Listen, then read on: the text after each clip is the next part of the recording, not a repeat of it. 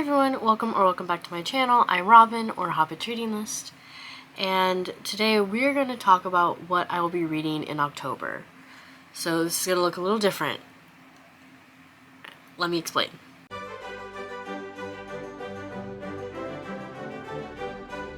I will not be playing my TBR game this month, unfortunately. As much as I love it, I have too much that I have to read in October that I don't have any real freedom. Pretty much, I have 7 books that I have to read this month. That is my TBR. So it wouldn't make sense for me to play my game or play something like Spookopoly and potentially not fit all the books that I have to read into the prompts and then get stressed because all of a sudden I have a 15-book TBR for October. I'm not gonna do that to myself. I'm already so stressed. If you've watched my last couple of vlogs, you know that this semester of school is sort of kicking my butt in terms of like my ability to read the books I want to. So I made the decision that for October I will not be doing my TBR game. I will just be reading the books that I have to read. So I will explain what those are, and in November we should be able to return to the TBR game, which I really like.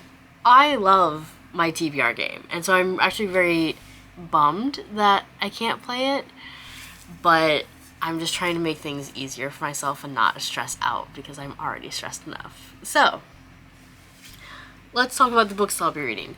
These are roughly in order of when I have to have them done.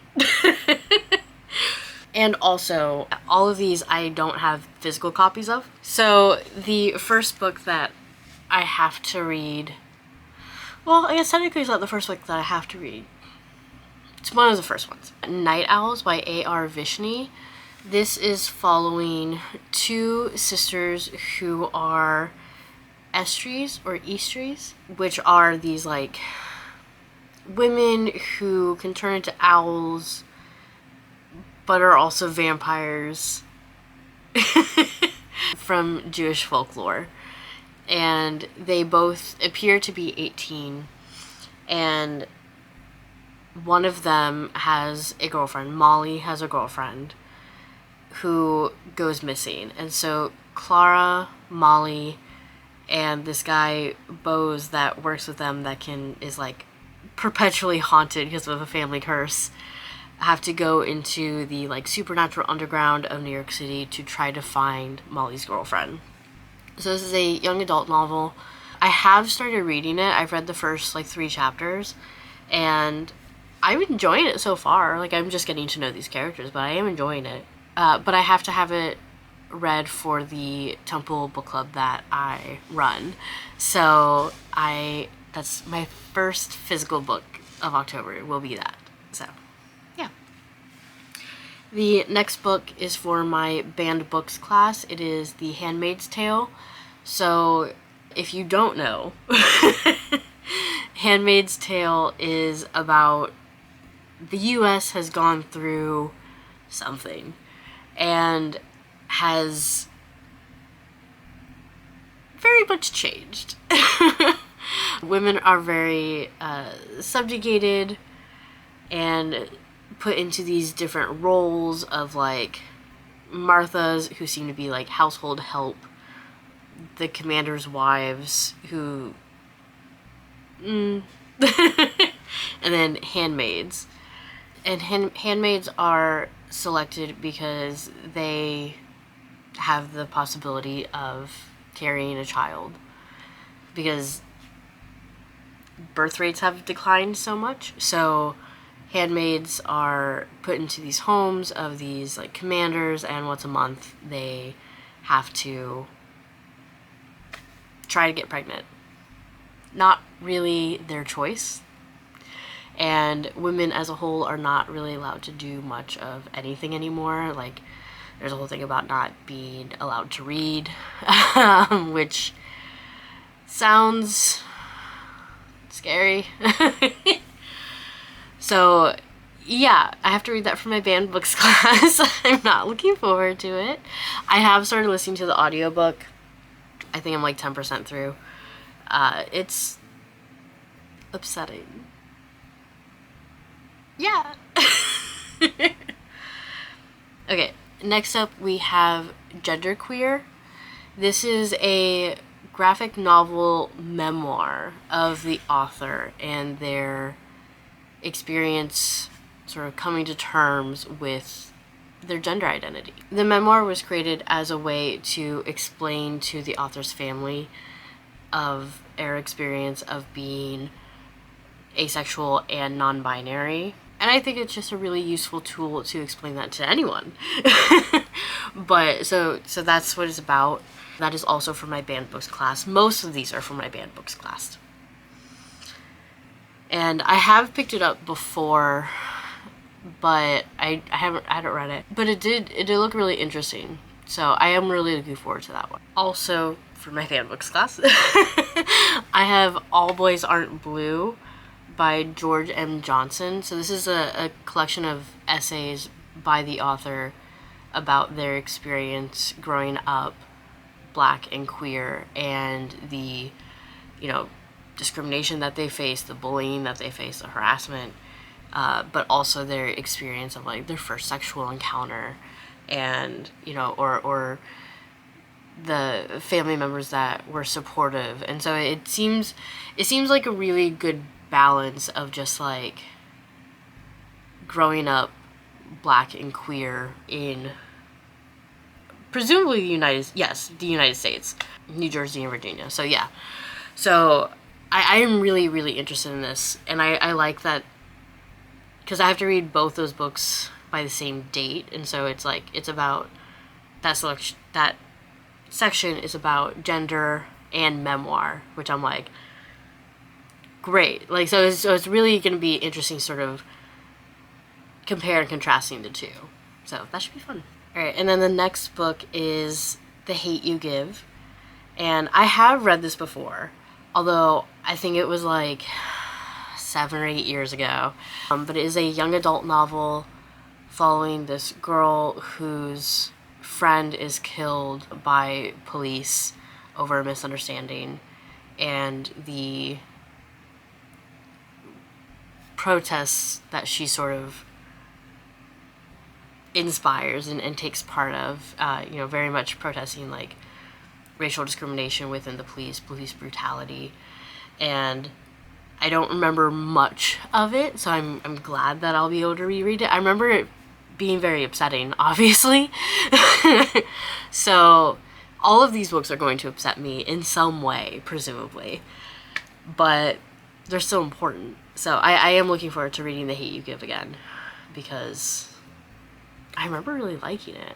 I remember I read it for a book club, and the book club was disappointing. Like, the book club meeting about it was really disappointing, but the book itself was really powerful. So, and then I have to read I Am Not Your Perfect Mexican Daughter. So this follows Julia, whose sister Olga died very suddenly and unexpectedly in some sort of car accident. And Olga and Julia were sort of different. Olga had this image of like the perfect Mexican daughter. You know, she didn't go to college, she didn't move out as soon as she graduated high school, she didn't abandon the family, but Julia did. But now that Olga is gone, Julia, you know, is trying to help, but her mother is grieving. All of them are, but her mother's grief sort of lashes out at just pointing out what Julia is not succeeding at, is failing at, and ignoring Julia's grief. And Julia, her best friend, and her boyfriend sort of stumble upon evidence that Olga maybe wasn't as like this perfect Mexican daughter. And then they sort of keep looking into it and finding out like who really was Olga. So it sounds really, really interesting, but it's also about Julia, I presume, coming to terms with the fact that like there's no such thing as perfection, and like she has to figure out who she is without the pressure of living up to this impossible ideal, I assume. So yeah, it sounds really interesting. All of my books from my banned books class are either very important or very interesting, or both. So I'm looking forward to them, but again, it also sounds upsetting because I don't tend to read books that deal with a lot of grief, because it makes me sad and it brings up my own grieving. So not looking forward to that. Okay, so those are my class books. So that's what I have to read for my banned books class. I do also have to read for my creative nonfiction class, but we're reading just the textbook. We should finish that, I think, mid-October, and then we're just reading like samples and stuff. So I don't have any other book that I'm reading for that class. But I have 2 more. So I also have to read The Girl on the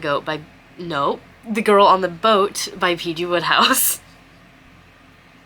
I was talking to Dad about this book. I said The Girl on the Boat, and he heard Girl on the Goat, which is a restaurant in Chicago. A really good restaurant. So if you ever go to Chicago, definitely go there. But now I did it. But as with all the P.G. Wodehouse books, I don't really know what it's about. I go into them completely blind so that I, don't have any preconceptions or anything. It's just like raw impressions for my notes for the podcast. So I'm still not going to look up what it's about. Presumably it will be funny, or, well, Dad said that he enjoyed it. So I assume that it will be funny. Wodehouse has kind of been hit or miss lately. But funny, and about a girl on a boat.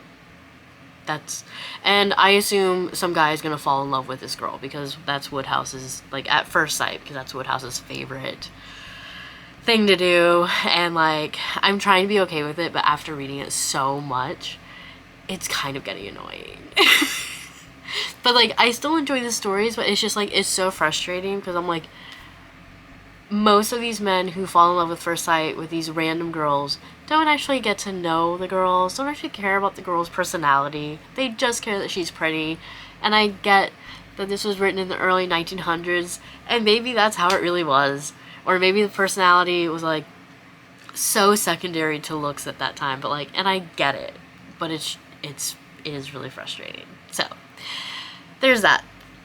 And then, partially because I'm not playing my TBR game, but also because I felt like, so in September, I had 3 books that I didn't read from my TBR, which is fine. It's fine. It's how much I read. But part of my TBR game is that if I don't read 3 or more books from my TBR, then I get a consequence book. Now, technically, I didn't fail that. I don't want to say fail, because I read what I could. I did what I could. But I didn't meet that qualification, because I only didn't read 3 books. However, since I didn't feel the best about what I read in September, and I didn't read 3 books, I did have my dad pick a consequence book for me, just because I felt like I needed it. So he picked One Flew Over the Cuckoo's Nest by Kesey. I don't know how to pronounce his last name. This is a classic. It's been on my shelves for a really long time. And I think I've put it on my TBR before, but I just didn't get to it. So I will be very happy if I read this book, although just like every other book on my TBR this month, I have a feeling it will upset me. This is following a patient in they call it a mental hospital. His name is McMurphy, and while all the other patients who have been there for a while are essentially drugged up and numb and just obey this, like, head nurse who seems kind of like a dictator, he comes in and he's described as like a trickster, and you know, with this like smug grin, and he decides that he's gonna oppose Nurse Ratched. He's gonna kind of try to breathe some life into this hospital, into his fellow patients. And it seems like the narrator is this other mental patient called Chief Bromden, who seems to be mute and is just like observing what's happening. But so I'll be really interested in it, because I don't know, besides what I just said, reading the synopsis, I don't know anything about One Flew Over the Cuckoo's Nest. Like, I've had it for a while, but I've not read the book, I've not seen the movie. So yeah, so I'll be very interested in that.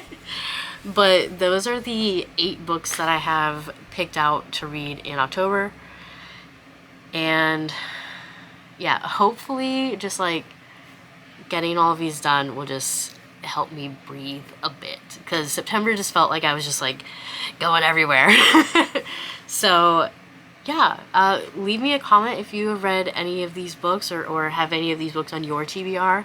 Like the video, subscribe, click notification bell so that you get notified whenever I upload a vlog, so that you can see my thoughts in like mostly real time. I am aiming, by the way, to have weekly vlogs in October. September I did like every other week because like I said, I felt like I was running around, I couldn't breathe. I'm hoping that October will be better. I am aiming to have weekly vlogs, so you will get my thoughts in mostly real time. So click the notification bell. And yeah, I hope everyone enjoys October, and I will talk to you in the next video. Bye!